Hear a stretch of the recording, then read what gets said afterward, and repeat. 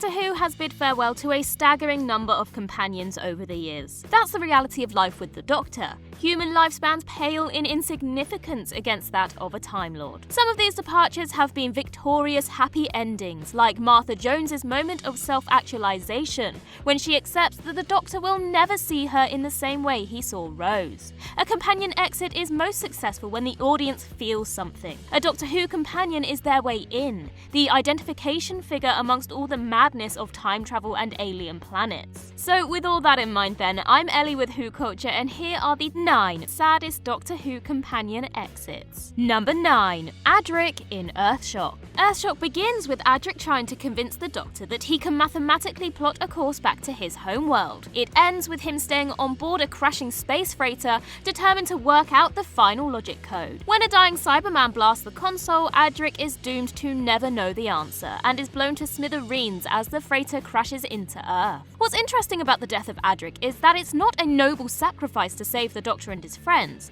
It's the result of his youthful arrogance. He says he's trying to stop the crash to save Earth, but it's his obsession with being right that ultimately leads to his death. What really sells the sadness of the moment isn't the lingering close-up of his shattered star or mathematical excellence, it's the emphasis on the Doctor's inability to do anything. Despite how he's remembered now, Adric's death traumatized a generation of young viewers, and the Doctor not reassuring the audience that everything will be okay plays a big part in that. Years later, towards the end of Billie Piper's second series, 5th Doctor actor Peter Davison emailed Russell T Davies in order to reassure his kids that Rose Tyler wouldn't die. Davies emailed back simply with, "You killed Adric. What do you care?" Number 8. Rose in Doomsday. To the relief of Peter Davison and his sons, Rose Tyler didn't die. Instead, she was separated from the Doctor when she became trapped in a parallel world. It was the natural conclusion for a Doctor and companion who had become inseparable. Their need to be together is what ultimately leads Rose to join the Doctor at the top of Torchwood's Canary Wharf office. Rose isn't alone in this new universe, however. She has parallel Pete, the father she always wanted, and her mother Jackie. Finally, she has the family that she always wanted, but at the cost of her relationship with the Doctor. Rose has always neglected those close to her in pursuit of a life of adventure with the Doctor,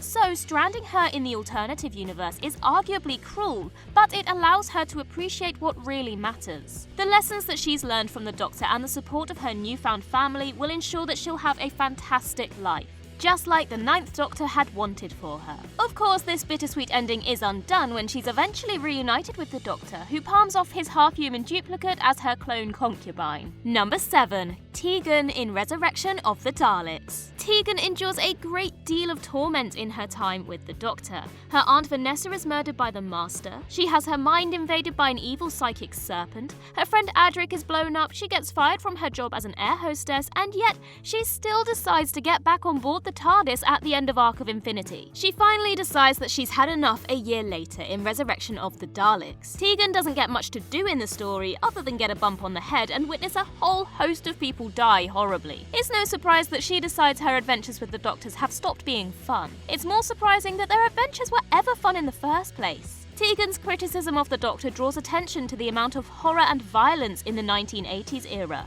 something that will only increase over the next year. What's sad about Tegan's farewell is that she leaves on bad terms, rashly running out of the warehouse. By the time she returns, the Doctor and Turlough have left. Number 6. K9 in School Reunion. Of the many innovations of the Russell T Davies era, one of the lesser championed ones was how it made audiences weep for K9.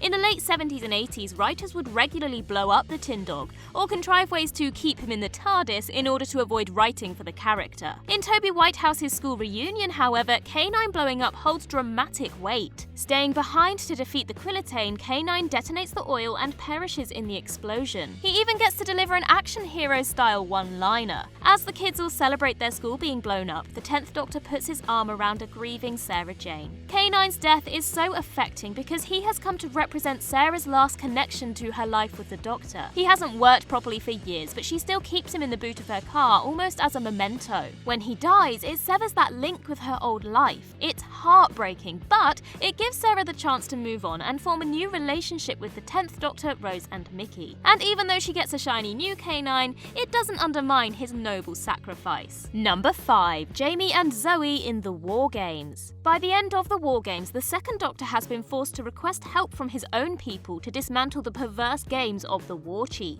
Their assistance comes at a cost, however, and the Doctor is put on trial for his meddling. Before he's marched off to court, he is allowed to say goodbye to his companions Jamie and Zoe before the Time Lords send them back to their proper time and place. Unfortunately for them, the Time Lords wipe their memories of their adventures with the Doctor after the first time they met him. So Zoe remembers defeating the Cybermen on the wheel and nothing else, whilst Jamie is left to fend for himself in a brutal post-Culloden Scotland. It's an ending so sad and unjust that it's made a big impact on fans over the years. Number 4. Sarah Jane Smith in The Hand of Fear. The original plan for Sarah Jane's departure was to kill her off in a story about the Foreign Legion, but script editor Robert Holmes disliked the script and nixed the idea. Holmes' decision would unwittingly change the shape of the modern series. I mean, who would they have put in School Reunion instead?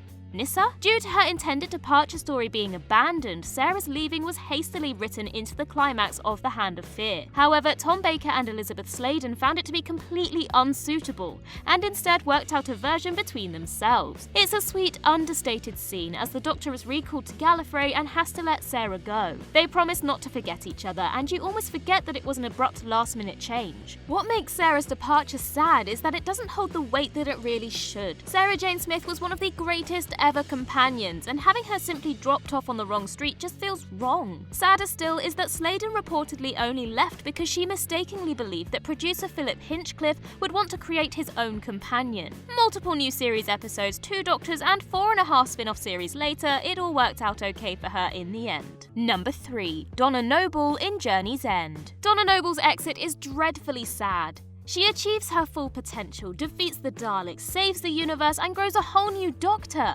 only for it all to be cruelly erased from her memory to save her life. It's devastating because she has no real say in the matter. The Doctor takes it upon himself to wipe her brain without her consent. He feels terrible about it, obviously. But look how devastated he is standing in the rain. The tonal shift from the celebratory towing of the Earth by the TARDIS to Donna's mind wipe is enough to give you whiplash. It's a real downer of an ending to a series that had the most likeable Doctor and companion pairing of the modern series. In the closing moments of The End of Time, however, the Doctor returns to put things right.